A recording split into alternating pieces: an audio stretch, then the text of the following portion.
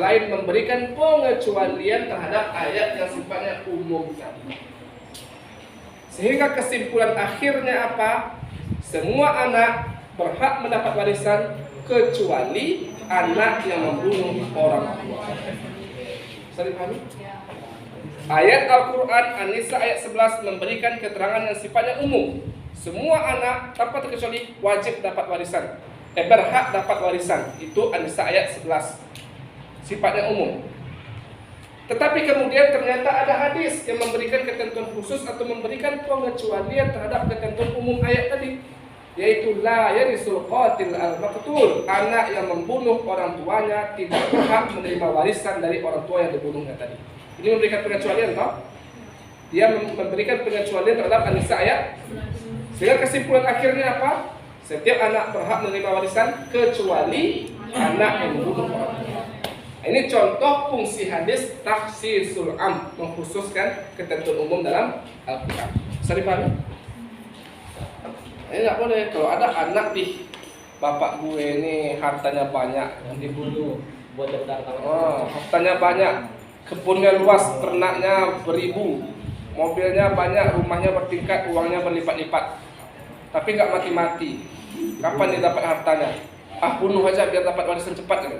Dibunuh itu orang tua. Tapi ternyata dalam agama kita anak yang membunuh orang tua tidak berhak menerima warisan dari orang tua yang dibunuh. Sebagai bentuk hukuman atas mereka. Itu hartanya haram atau gimana? Ya haram. Ya bagi dia haram. Kalau diambil harta orang tua ini haram bagi dia. Karena udah terlarang. Sebagai bentuk hukuman dari Allah. Niat hati, niat dianya mau cepat dapat warisan kok malahan nggak dapat sama sekali, malahan nggak boleh dapat. Oke, lanjut lagi yang ketiga, namanya taqyidul mutlaq.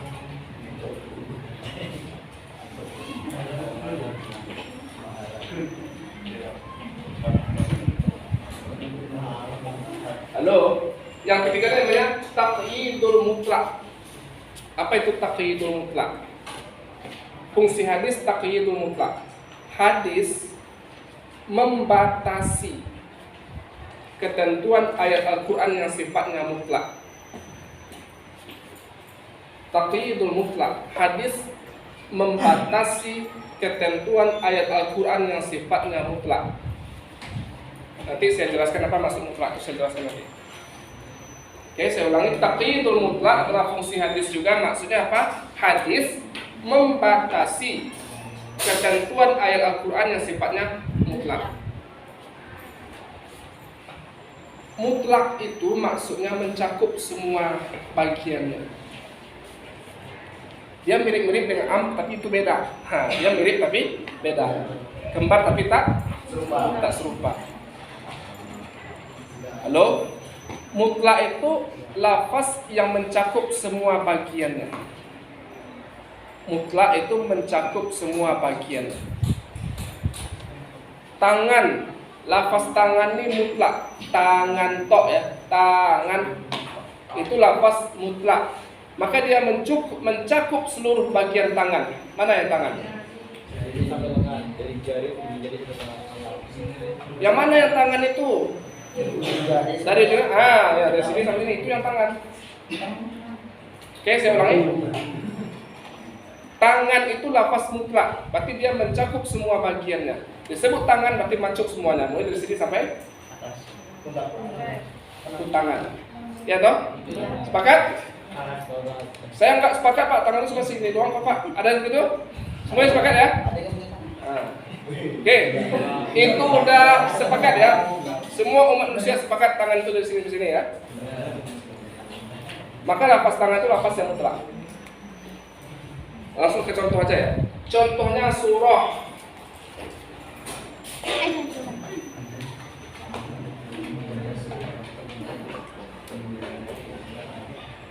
Al-Maidah ayat 38. Coba lihat Al-Maidah ayat 38.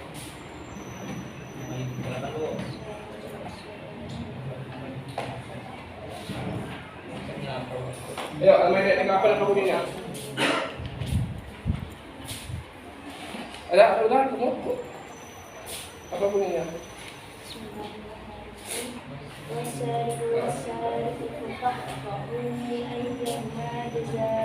Ya, sampai situ aja dulu. Wasariku wasariqatu faqta'u aydiyahuma. Wasariku wasariqatu faqta'u aydiyahuma. Pencuri laki-laki dan pencuri perempuan, potonglah tangan keduanya. Di situ ada kata tangan, toh? Tangan di situ sifatnya masih mutlak, mencakup dari sini sampai ke sini. Oke? Kalau kita berpedoman pada Al-Quran toh, maka dipotong dari sini. Tapi ternyata ada penjelasan lebih lanjut dalam hadis, yang mana penjelasan dalam hadis itu membatasi kemutlakan lafaz tangan tadi. Hadis menjelaskan yang dipotong itu enggak sampai sini, yang dipotong itu cukup ini. Oke?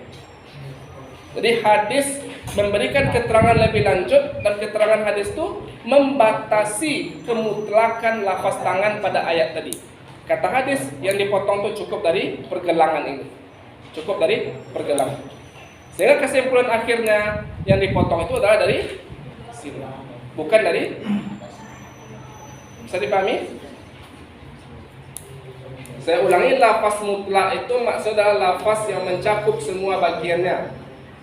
Lafaz tangan adalah lafaz yang mutlak, maka mencakup seluruh bagian tangan. Mana bagian tangan? Semuanya dari ujung jari sampai bahu ini.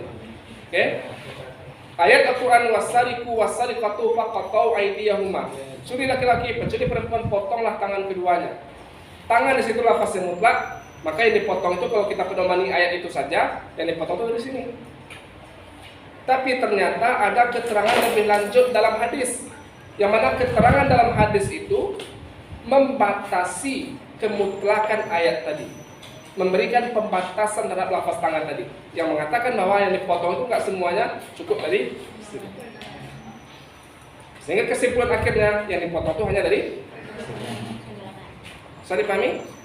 Itu contoh fungsi hadis taqyidul mutlak, membatasi ayat Al-Quran yang sifatnya masih mutlak. Jadi ayat yang mutlak kalau udah ada pembatasnya dari hadis, maka yang dipakai adalah pembatasannya. Bisa dipahami? Bisa. Maka ingkarus sunnah tadi, penolak hadis tadi, mestinya kalau mencuri dari sini potongnya. Karena dia nggak pakai hadis kan. Jadi kalau kita yang pakai hadis ya dari sini kita potong. Itu dalam syariat Islam ya, hukum potong tangan dalam syariat Islam. Apakah semua mencuri dipotong tangannya? Nggak, ada ukurannya. Mencuri sekian dinar itu baru dipotong. Kalau masih kecil-kecil itu nggak dipotong. Jangan nanti mencuri pensil teman itu dipotong tangan, enggak ya. Ingat ya, mencuri yang dipotong itu apa? Halo, yang ada ukurannya ya. Kayak koruptor itu barulah dipotong itu tangan. Boleh nggak? Kalau diterapkan hukum Islam, tapi kita kan nggak menerapkan hukum Islam. Kalau diterapkan mungkin bebas dari korupsi karena taksi. Boleh jadi. Dari Ya. taksi itu semua. Oke.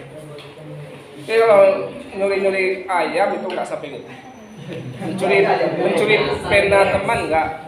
Apalagi mencuri hati teman itu juga akan potong banget. Ya. Bisa dipahami? Bisa dipahami? Oke. Tapi itu zaman Umar ada pernah itu orang mencuri karena udah kalau lihat ukurannya udah pasti dipotong itu tangan, karena yang dicurinya itu barang yang mahal. Tapi Umar memutuskan tangan yang nggak usah dipotong. Kenapa? Karena ini orang ternyata mencuri karena kelaparan. Terlebih ketika itu musim paceklik, maka tidak dijatuhi hukuman potong oleh Umar, diganti dengan hukuman takzir namanya. Takzir itu dipenjara. Nah, jadi lihat hukum Islam itu pun diterapkan harus melihat kondisi sosial sekitar. Enggak asal dia mesti potong, enggak itu. Bisa dipahami? Bisa. Satu lagi yang saya singgung dikit. Wasariku wasariqatu, pencuri laki-laki dan pencuri perempuan, potong tangannya. Soal pencurian Allah awali dengan pencuri laki-laki. Tapi soal perzinahan